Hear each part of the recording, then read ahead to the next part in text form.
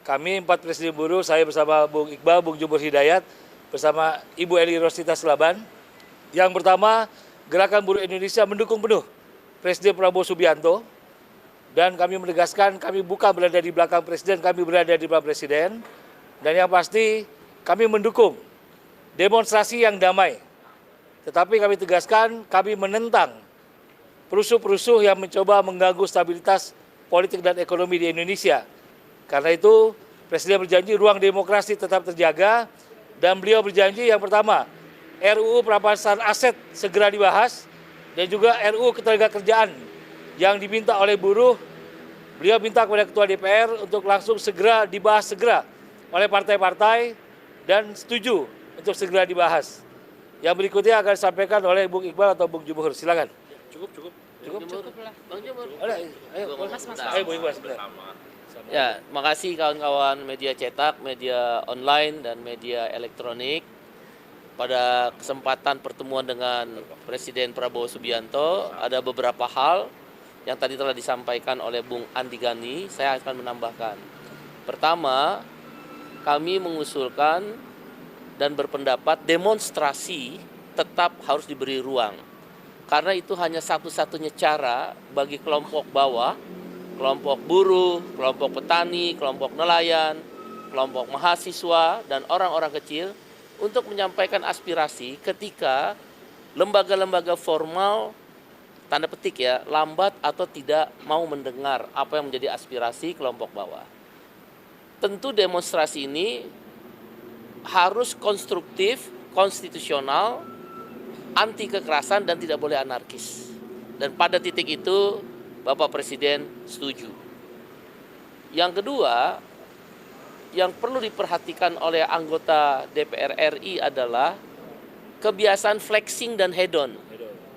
Kebiasaan flexing dan hedon di tengah PHK yang merajalela, ojol yang bolak-balik ke DPR, nggak pernah diperhatikan untuk potongan tarif 10%, ya, kemudian upah buruh yang masih rendah, outsourcing yang masih merajalela, banyak orang yang belum punya rumah, orang miskin masih banyak, pengangguran masih tinggi. Flexing dan hedonisme itu tadi kami sampaikan kepada Mbak Puan dan juga kepada Bapak Presiden Prabowo Subianto untuk benar-benar tidak dilakukan oleh anggota DPR RI. Begitu pula kepada menteri-menteri yang ada, wakil menteri yang ada dalam kabinet Prabowo Subianto. Yang ketiga, kami membawa 6 isu utama yang sebagaimana kawan-kawan media sudah mendengar dalam aksi buruh di tanggal 28 Agustus. Ada 3 paket undang-undang yang harus segera dibahas oleh DPR RI. Satu, rancangan undang-undang ketenagakerjaan. Ini pasti benturannya kuat, kepentingannya, tanda petik ya, benturan itu tanda petik. Karena kepentingannya misal tentang outsourcing tarik-menarik, upah murah tarik-menarik, karyawan kontrak tarik-menarik. Dugaan kami tadi saya sampaikan 3 tahun. Padahal sisa yang diberikan oleh MK tinggal setahun lagi. Setahun ini tanda petik DPR malas, tidak membahas, padahal sudah ada panjangnya. Undang-undang paket kedua adalah tadi sudah disampaikan Bu Andi, untuk menghilangkan Noel yang lain, yaitu Wamenaker yang terlibat korupsi, maka RUU perampasan aset harus segera disahkan. Sudah hampir puluhan tahun, dan beliau tadi disampaikan merespon sangat cepat sekali. Bantu saya, karena saya nggak bisa sendiri sebagai presiden, harus ada DPR, partai politik.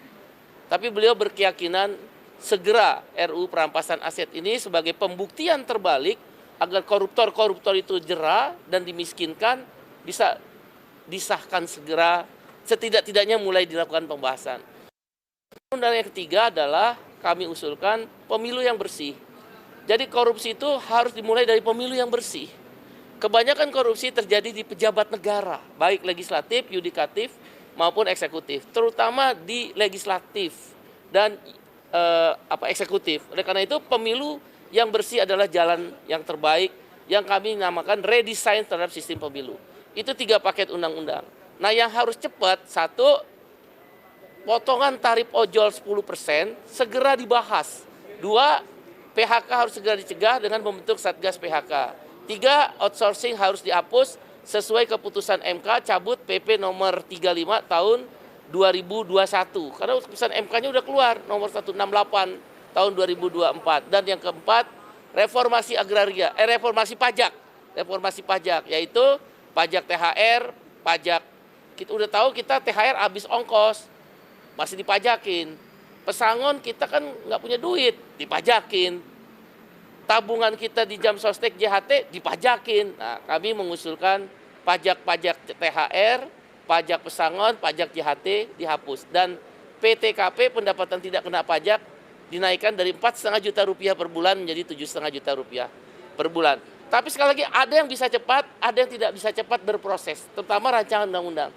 Prinsipnya Pak Prabowo termasuk dari pemuka agama, kawan-kawan mahasiswa, pemuda, organisasi kepemudaan, dan juga beberapa kelompok lain yang diundang, merespon baik. Bahkan suasana sangat cair dari 4:30 sore sampai jam hari ini. Sampai jam sekarang. Terima kasih semuanya. Terima kasih.